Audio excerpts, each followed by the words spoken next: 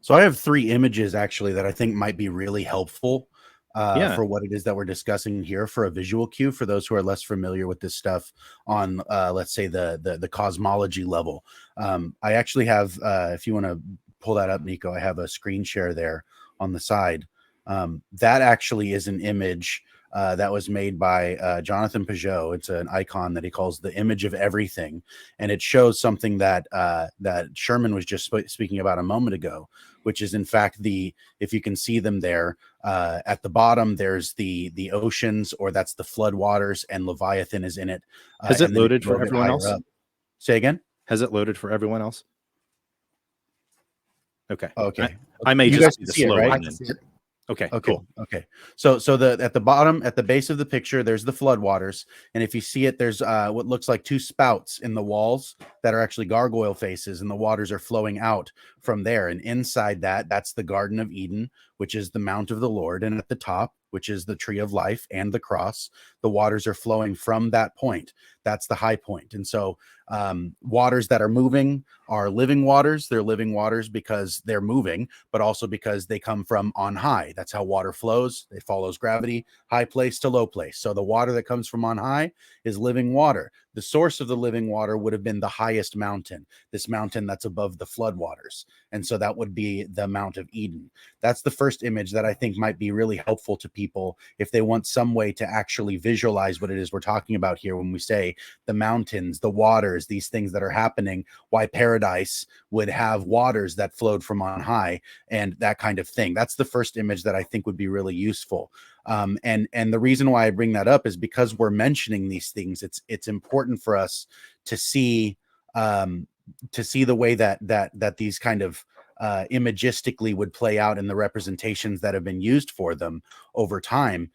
The reason why there would be an image at all, it's because it's very difficult to put into words something as abstract as, the entire cosmos. How is the cosmos structured? What does it look like? Right? It's not an easy thing to answer if you're just going to use words to try to describe something like that.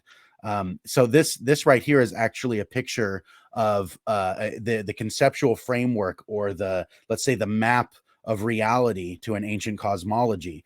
As you can see there, we actually have exactly the kind of language the scriptures would use, as God as the most high, the heaven of heavens above all things, right? And then you have the gates that come down from right there in the center. It's quite literally a narrow gate, right? And then you have the waters above the solid firmament. Then you have the stars and the moon and the sun embedded in the firmament.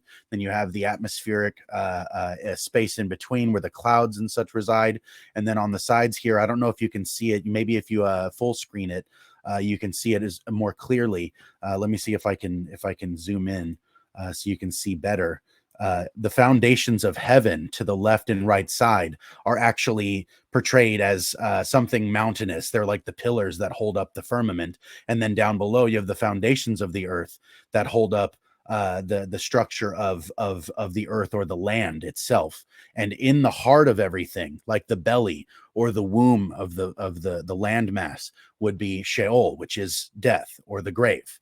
And so up above, you have the mountains, you have the seas, you have the great seas that surround everything. And so in this kind of layered structure that we're seeing in this picture is the way that this would have been portrayed in terms of the cosmology that we're describing here. So if you're confused about why we're saying they would have believed it was in the earth, but now we're not talking about geology or volcanic spaces or literal caverns someplace locationally, the reason why this is often confusing is because we don't think this way anymore. We just don't. We live in a society that's taught us that what you can see in observable regularity, and what you can measure, what you can map out topologically when you go around and you make a map of the surface of the earth. Now you've got it, you have it, right? We have this globular earth, but in terms of an ancient cosmology, they weren't thinking things that way. That just wasn't their concern. They weren't thinking about the earth as a globe, and they were thinking more so of the earth as the bottom of things. And so if you have that, if you can keep that kind of imagery in mind, a lot of what we're describing will be a lot more intuitive to understand, I think. A couple of books that might be really helpful with some of this. Who Shall Ascend the Mountain of the Lord is a biblical theology of the book of Leviticus by L. Michael Morales. He goes into a lot of this stuff. He has a lot of good drawings.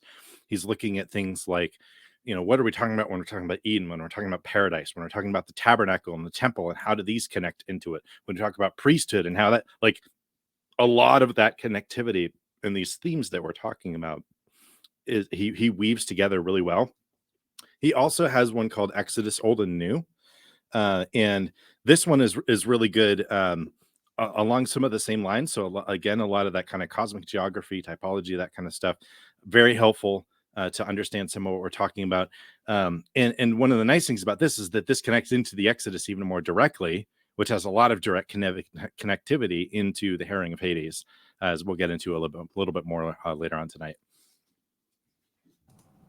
I guess I want to say, just to tag onto that, one thing people should maybe recognize, if they don't recognize it already, is that a lot of scripture describes cosmic geography as opposed to just kind of plain geography.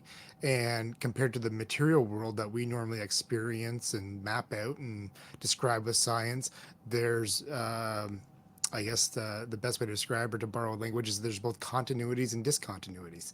There are things that are the same and things that look like they're the same but are quite a bit different. And so you need to keep that in mind, where some of the terms are used or reused, but they're not really describing the same thing, or they describe a connection point between the two geographies. And so we're going to go back and forth a little bit as we're talking about this. But if you're thinking about it as just the physical world or what's underground and that sort of thing, it's not going to make sense. But that's not really what the Bible talks about and not what we're describing.